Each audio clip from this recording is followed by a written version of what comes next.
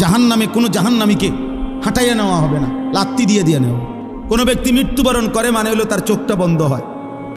তো চোখ বন্ধ হলে আমরা মনে করি বেটার চোখ বন্ধ হয়ে গেছে, অতএব সে আর কিছুই দেখবে না, মরে গেছে।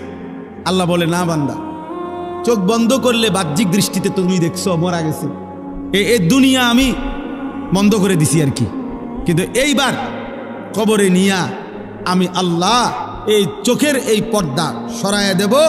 এইবার ফাবাসারুকাল ইয়াউমা হাদীদ, এবার তোমার চোখ হয়ে যাবে এতটা পরিষ্কার যে কবরের থেকে তুমি জান্নাত পর্যন্ত দেখবে অথবা জাহান্নাম।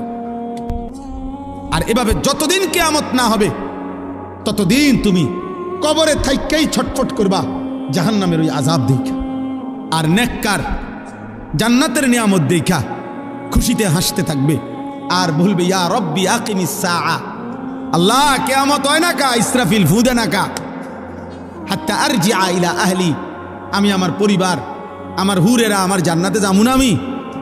আর নাফরমান বলতে থাকবে হাদিসে, ইয়া রব্বি লা তাকুমিস সাআ, আয় আল্লাহ কিয়ামত যেন না হয়, ইসরাফিল যেন ফু না দেয়।